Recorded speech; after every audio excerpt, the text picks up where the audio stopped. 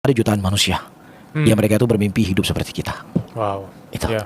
Ya mungkin dengan kondisi hari ini dunia tersibukkan dengan saudara-saudara kita di Palestina, mereka nggak bicara omset, mereka nggak berbicara saya akan berhasil nggak di dalam proyek saya ini, enggak.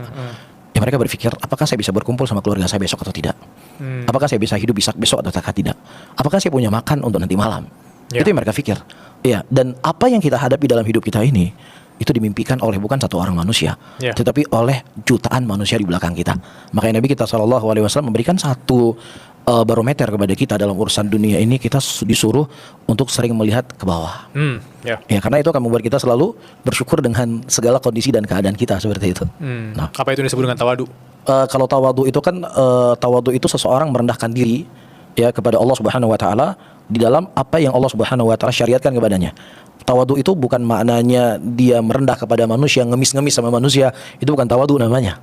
Ya, tetapi ketawaduan ketika seseorang memberikan nasihat kepadanya, misalnya yang orang ini dari sisi ilmu, contohnya dari sisi ilmu itu jauh daripada dia, dari sisi sosial jauh daripada dia, tapi ketika dia diberikan nasihat dia terima kasih, itu namanya tawadu.